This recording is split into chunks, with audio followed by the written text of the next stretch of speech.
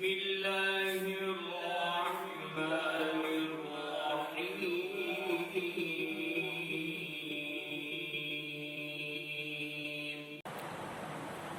الحمد لله وكفى وسلام على عباده الذين اصطفى اما بعد. محترم سامعین و ناظرین، آپ سن رہے ہیں تاریخ اسلام کو. ماقبل میں آپ صلی اللہ علیہ وسلم کا طائف کی طرف سفر کرنا اور طائف والوں کی گستاخیوں کو برداشت کرنا، پھر آپ صلی اللہ علیہ وسلم کا مقام نخلا سے مکہ کی طرف واپس چلے جانا،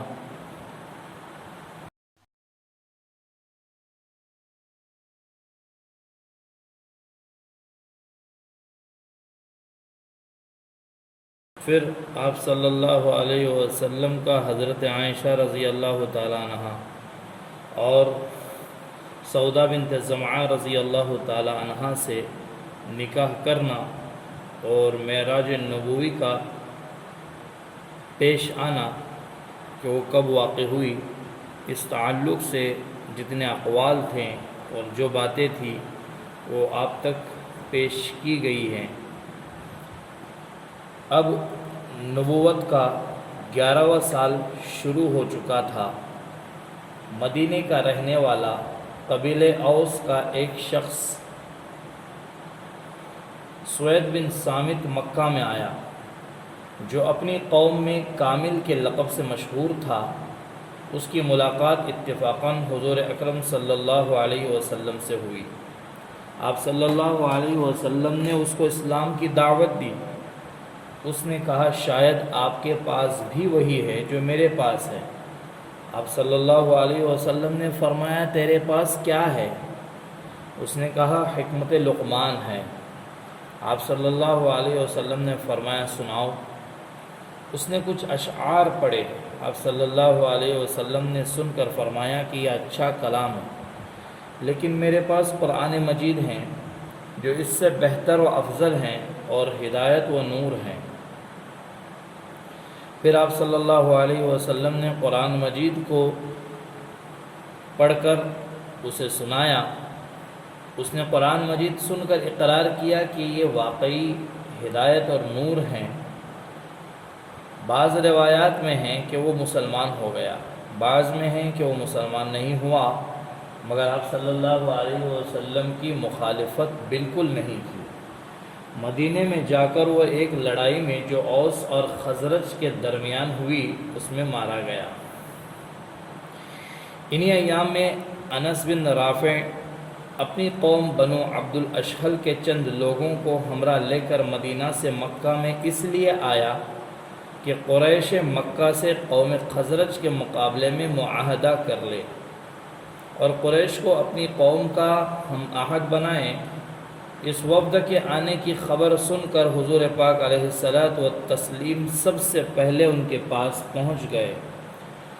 ابھی وہ سرداران قریش سے ملنے اور اپنا مقصد بیان کرنے نہ پائے تھے. آپ صلی اللہ علیہ وسلم نے جاتے ہی ان سے کہا کہ میرے پاس ایسی چیز ہے جس میں تم سب کی بہتری پوشیدہ ہیں، مضمر ہیں، اگر تم چاہو تو میں پیش کروں. انہوں نے کہا بہت اچھا، آپ صلی اللہ علیہ وسلم پیش کریں. حضور اکرم صلی اللہ علیہ وسلم نے فرمایا میں لوگوں کی ہدایت و رہبری کے لیے رسول مبعوث ہوا ہوں، شرک سے منع کرتا ہوں اور صرف اللہ ہی کی عبادت کا حکم دیتا ہوں. مجھ پر اللہ تعالی نے کتاب نازل کی ہے. پھر آپ صلی اللہ علیہ وسلم نے اسلام کے اصول بتائے اور قرآن مجید پڑھ کر سنایا. مدینے کی اس وفد میں انس بن رافع کے ہمراہ ایک نوجوان ایاس بن معاذ بھی تھا. ایاس نے حضور اکرم صلی اللہ علیہ وسلم کی باتیں اور قرآن مجید کی آیتیں سن کر بے تابانہ کہا اے میری قوم، تم جس مقصد کے لیے مدینے سے آئے ہو واللہ یہ چیز اس سے اچھی ہے. امیر وفد انس بن رافع نے ایاس بن معاذ کو ڈانٹا اور کہا ہم اس کام کے لیے نہیں آئے. ایاس خاموش ہو گئے. اور حضور پاک علیہ الصلاۃ والسلام وہاں سے خاموش اٹھ کر چلے آئے۔ نتیجہ یہ ہوا کہ مدینے کا یہ وفد ناکام مکہ سے واپس آ گیا اور کوئی معاہدہ قریش سے نہ ہو سکا۔ مدینے میں جا کر چند دن کے بعد حضرت ایاس بن معاذ کا انتقال ہوا اور انہوں نے مرنے سے پہلے اپنے اسلام اور ایمان کا اظہار فرمایا۔ اب یہ کچھ صحابہ کرام رضوان اللہ تعالی علیہ مجمعین جو پہلے کس حالت میں تھے اور ان کی قدر و منزلت کیا تھی، پھر انہوں نے ایمان کو کیسے لایا، ان واقعات کو ذکر کر رہے ہیں، جس میں زما واسدی رضی اللہ تعالی عنہ ہیں، طفیل بن عمرو دوسی رضی اللہ تعالی عنہ ہیں اور ابو ذر غفاری رضی اللہ تعالی عنہ ہیں۔ زما واسدی عرب کا مشہور افسوگر اور یمن کا باشندہ تھا۔ وہ ایک مرتبہ مکہ آیا، یہاں قریش سے سنا کہ محمد صلی اللہ علیہ وسلم پر نعوذ باللہ جنات کا اثر ہے۔ بولا کہ میں اپنے منتر سے ابھی اس شخص کا علاج کیے دیتا ہوں۔ چنانچہ اس نے حضور اکرم صلی اللہ علیہ وسلم کی خدمت میں حاضر ہو کر کہا کہ میں تم کو اپنا منتر سناتا ہوں۔ آپ صلی اللہ علیہ وسلم نے فرمایا کہ پہلے مجھ سے سن لو پھر تم سنانا۔ حضور پاک علیہ الصلاۃ والسلام نے خطبے کے ابتدائی کلمات اس طرح شروع کیے: الحمدللہ نحمدہ ونستعینہ من یہد اللہ فلا مضل لہ ومن یضللہ فلا ہادی لہ واشہد ان لا الہ الا اللہ وحدہ لا شریک لہ واشہد ان محمدا عبدہ ورسولہ اما بعد۔ آپ صلی اللہ علیہ وسلم نے اسی قدر الفاظ ابھی بیان فرمائے ہی تھے کہ ضماد بے اختیار بول اٹھا: یہی کلمات پھر دوبارہ بیان کیجئے، یہی کلمات پھر دوبارہ بیان کیجئے۔ چنانچہ کئی مرتبہ اس نے یہی کلمات آپ صلی اللہ علیہ وسلم سے پڑھوائیں اور پھر کہا کہ میں نے بہت سے کاہن، ساحر، شاعر دیکھے اور ان کا کلام سنا، لیکن ایسا جامع اور معنی لطیف و بلیغ کلام کبھی نہیں سنا۔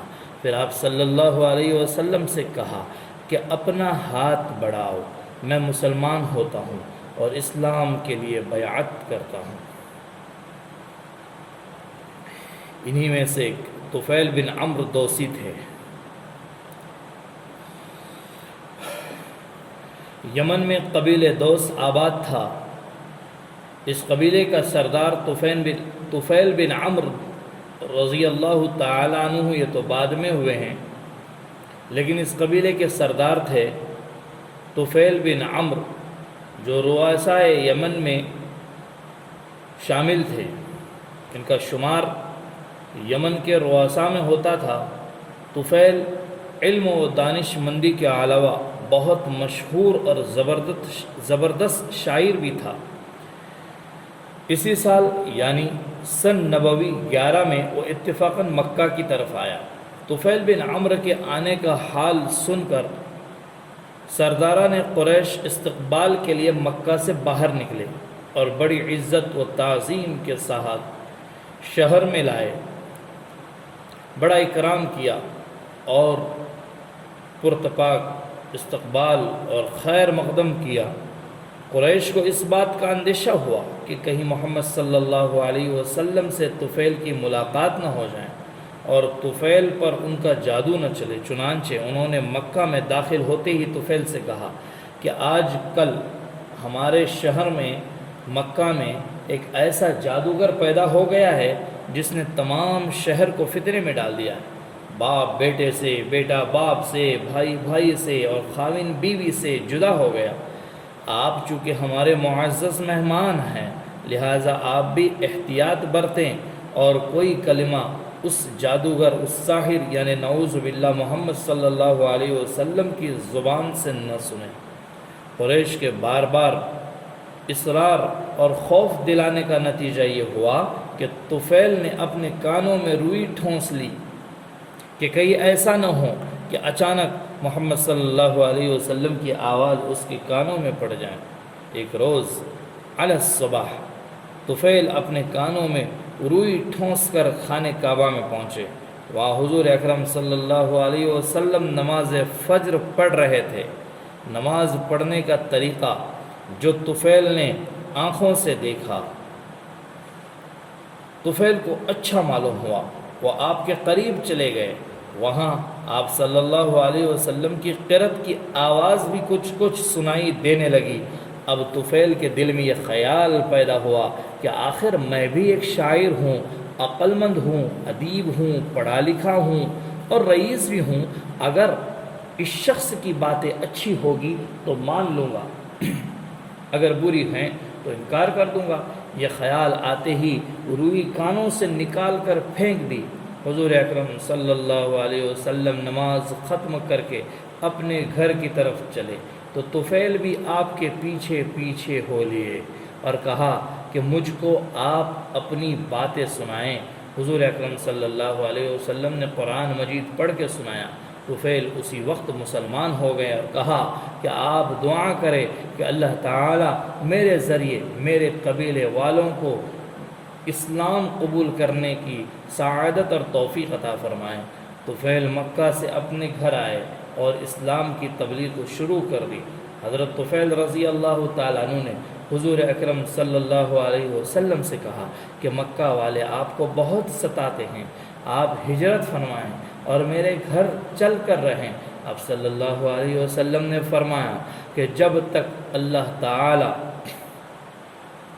مجھ کو ہجرت کا حکم نہ دیں تب تک میں ہجرت نہیں کروں گا۔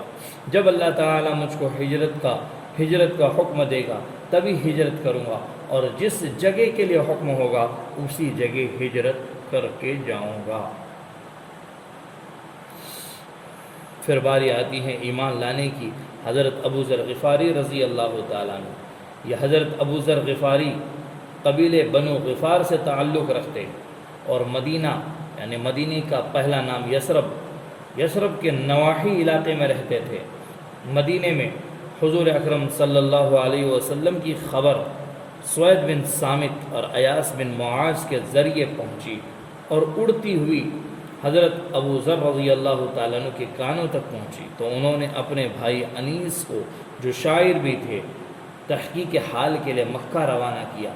انیس نے مکہ میں حضور اکرم صلی اللہ علیہ وسلم سے ملاقات کی اور مدینہ واپس جا کر حضرت ابو ذر رضی اللہ تعالیٰ عنہ سے ذکر کیا کہ میں نے محمد صلی اللہ علیہ وسلم کو ایک ایسا شخص پایا جو نیکی کی ترغیب اور بدی سے بچنے کا حکم دیتا ہے۔ حضرت ابو ذر رضی اللہ تعالی عنہ کی اس بات سے کچھ تسلی نہ ہوئی، مدینے سے پیدل چل کر مکہ پہنچے، یہاں تک کہ حضور اکرم صلی اللہ علیہ وسلم کی خدمت میں باریاب ہوتے ہی اسلام قبول کیا، اور اسی وقت خانہ کعبہ میں آ کر جہاں قریش کا مجمع تھا بآواز بلند کلمہ توحید پڑھا اور قرآن مجید کی جو آیات یاد کر لی تھی سنائی۔ قریش نے کہا اس بے دین کو مارو، چنانچہ چاروں طرف سے لوگ ٹوٹ پڑے اور مارتے مارتے بے ہوش کر دیا، جان سے مار ڈالنے پر آمادہ تھے کہ اتنے میں حضرت عباس رضی اللہ تعالی عنہ جو ابھی تک کفار ہی میں شامل تھے آ گئے۔ انہوں نے دیکھ کر کہا کہ یہ قبیلہ غفار کا آدمی ہے جہاں سے تم تجارت کے لیے کھجوریں لایا کرتے ہو۔ لوگ یہ سن کر پیچھے ہٹ گئے۔ یہ ہوش میں آ کر اٹھ کھڑے ہوئے اور حضور پاک علیہ الصلاۃ والسلام کے پاس واپس تشریف لے آئے، اور اگلے دن پھر اسی طرح اعلان کیا۔ قریش نے پھر دوبارہ مارا اور خوب زد و کوب کیا۔ غرض مکہ میں اپنے اسلام کا اعلان کر کے اپنے وطن کو واپس آئے۔ یہ تاریخ اسلام کی کچھ نکات آپ تک پہنچائے ہیں۔ اب سن نبوی 11 کا آخری مہینہ، پھر مدینے میں اوس و خزرج کی مشہور لڑائی جو جنگ بعاث کے نام سے مشہور ہوئی، اس کو ذکر کریں گے۔ اور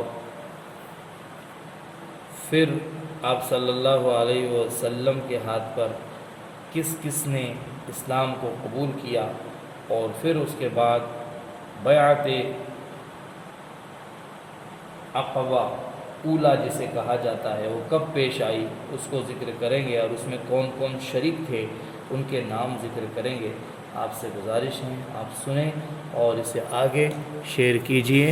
جزاکم اللہ خیرا واحسن الجزاء فی الدارین۔ السلام علیکم ورحمۃ اللہ وبرکاتہ۔